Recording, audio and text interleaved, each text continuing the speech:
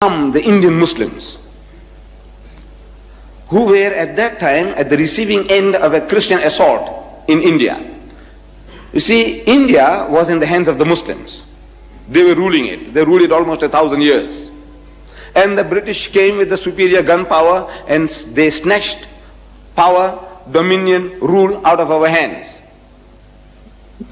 And they felt, and they thought rightly, that if at any time anybody would give them trouble, it will be the Muslims, because they had tasted power, tasted dominion, tasted rule, and once you have tasted it, you aspire to get it once more back again.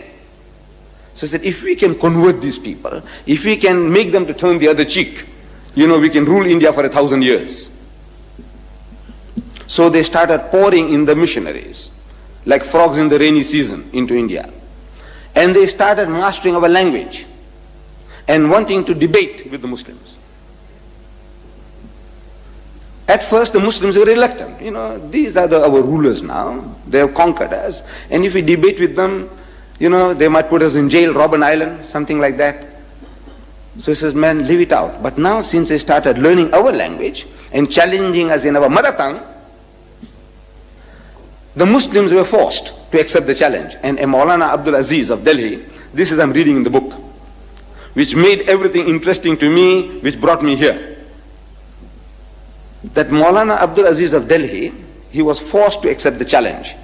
It was a certain reverend founder who was the head of that movement, missionary movement. And according to the appointed time and date, the debate started.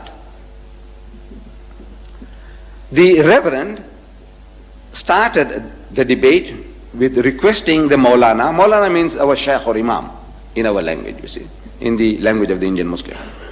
He said, Maulana Sahib, telling him in Urdu, sir, respected Maulana, get started. Start the ball rolling. So the Maulana said, you see, look, you are our elder brother. In other words, Christianity precedes Islam by 600 years. So you are 600 years senior to us.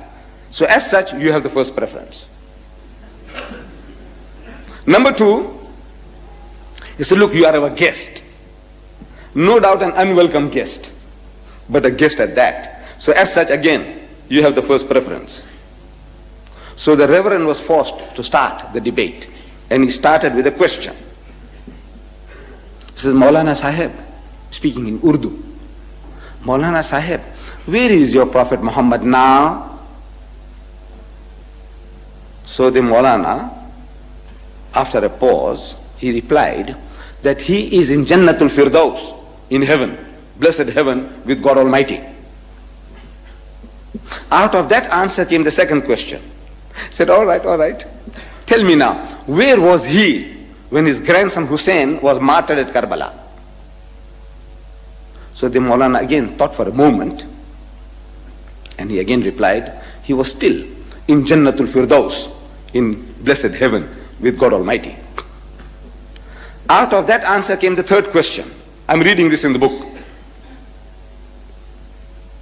He said, all right, now Maulana Sahib, look, if your Muhammad was with his Allah, as you say, and while his grandson was being butchered, Shaheed, at Karbala, didn't he ask his Allah for help? He said, look, my grandson is being butchered, please, have mercy on him, save him.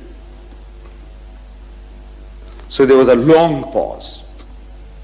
And the Reverend couldn't hold his peace. He started stamping his feet. Come on. Didn't he? Didn't he ask his Allah for help? Because if somebody is bullying me, and if I have a young heavyweight champion next to me, I say, look, man, Akhi, please, man, help me, save me. So didn't he ask his Allah for help? So after a long pause, the Maulana said, yes, he did. He did. So what did he say? We know he wasn't saved. What did Allah say? And there was an inordinate pause, undue pause. So the Reverend again started stamping. Come on. What did he say? So the Maulana said, Allah cried. He cried. So what? Allah cried? He said, yes. He said, I couldn't save my own son Jesus. How can I save your grandson?